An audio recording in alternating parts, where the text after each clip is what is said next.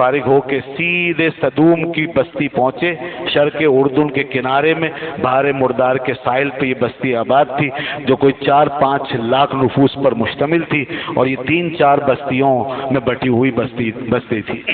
یہ قوم لوط تھی۔ تو یہ فرشتے جب وہاں پہنچے، وَلَمَّا جَاءَتْ رُسُلُنَا لُوطًا، جب یہ ہمارے پیغمبر لوط کے پاس ہمارے فرشتے پہنچے، سِیءَ بِهِمْ وَضَاقَ بِهِمْ ذَرْعًا، تو وہ تو پریشان ہو گئے۔ حضرت لوط نے جو دیکھا تو بہت پریشان ہوئے، اور انہیں بڑی گھٹن محسوس ہوئی، تو پریشانی محسوس ہوئی کہ میں اب کیا کروں، ان کو کیسے بچاؤں۔ وقال ھذا یوم عصیب، اور کہنے لگے یہ بڑا سخت دن آ گیا۔ یہ کیا ہوا ہے؟ یہ لوط علیہ السلام کی پریشانی کیا ہے، اور ان کو کس بات کا اضطراب ہوا ہے؟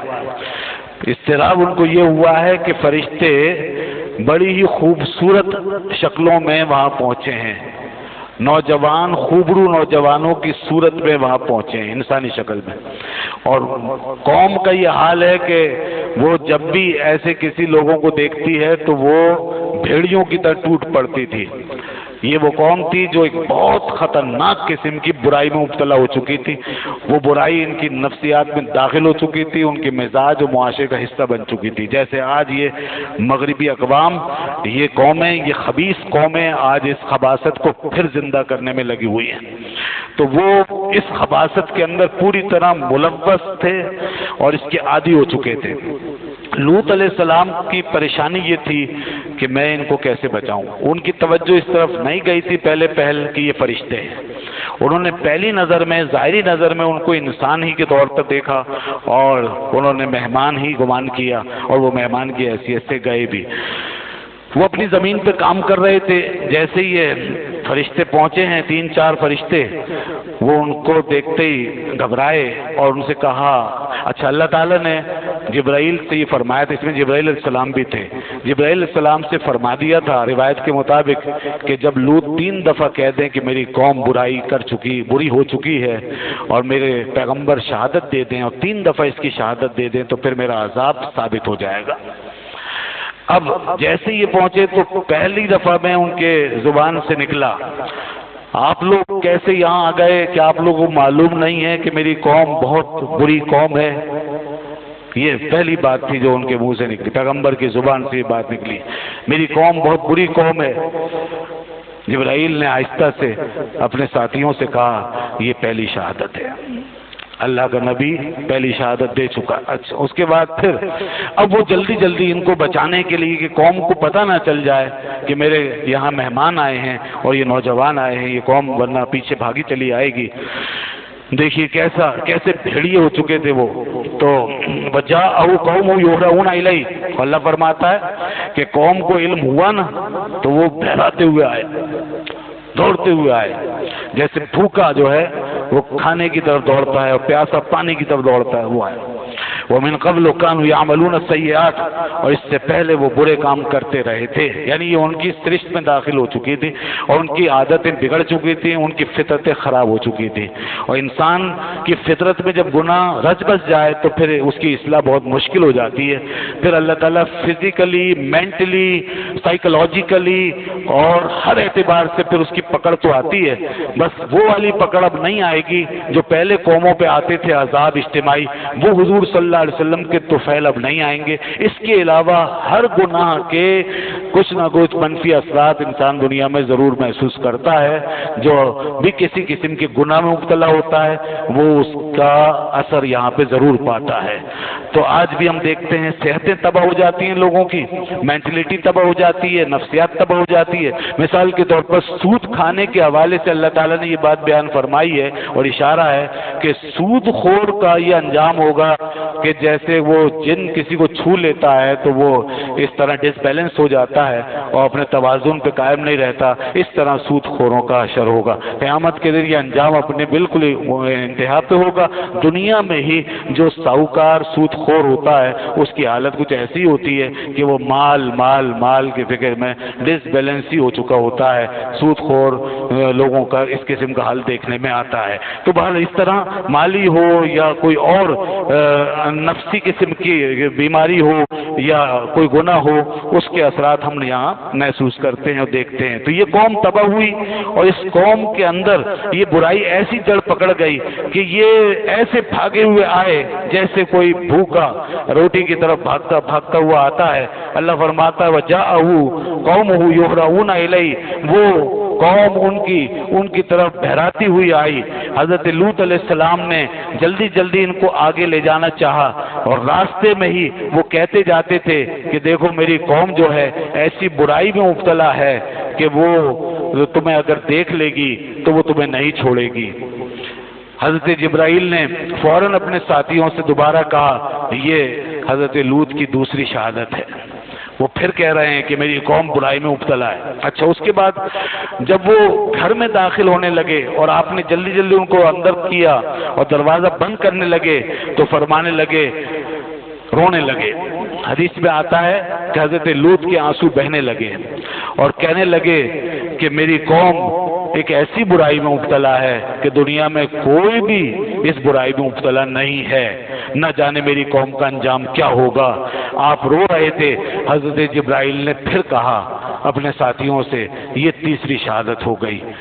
3 दफा अल्लाह का पैगंबर कह चुका और अल्लाह ने यही फरमाया था जब मेरा पैगंबर 3 दफा शहादत दे दे तो उस पर अजाब साबित हो जाएगा, लिहाजा अब अजाब आके रहेगा। दरवाजा बंद हुआ, इतने में कौम को पता चल गया, कौम पहुंच गई, घर का मुहासरा कर लिया और लोगों ने कहा घर खोलो खोलो, दरवाजा खोलो। दरवाजा पीटने लगे।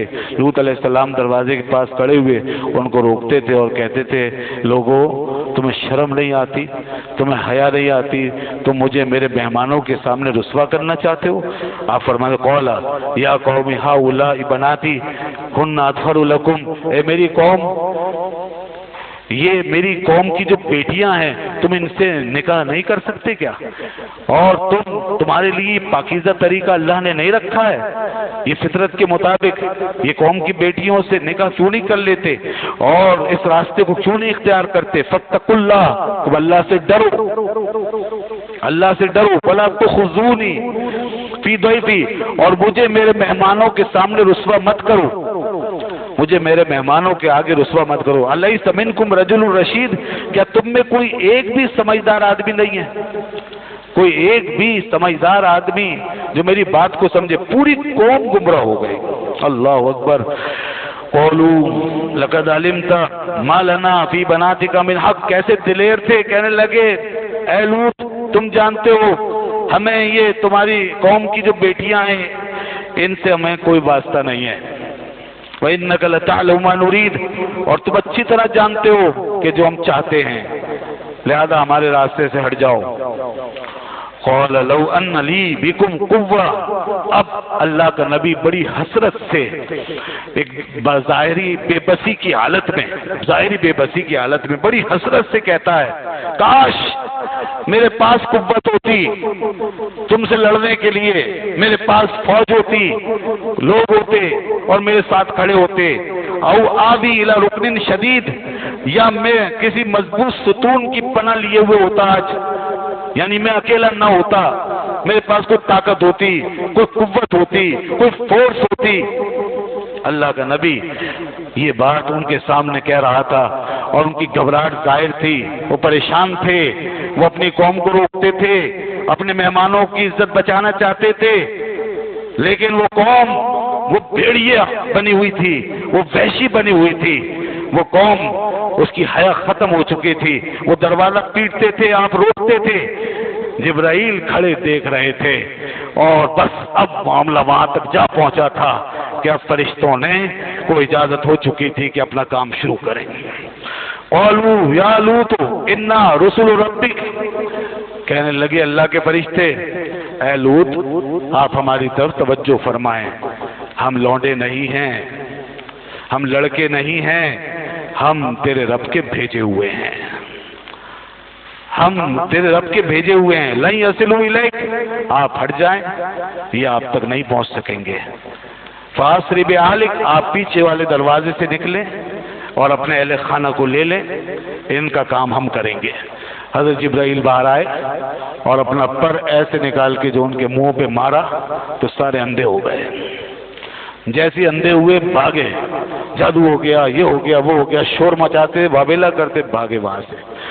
اور فرمایا بقیت من اللیل، آج رات کے حصے میں اے لوط آپ اپنے اہل خانہ کو لے کے نکل جائیں. ولا یلتفت منکم احد، اور پیچھے مڑ کے کوئی نہ دیکھے.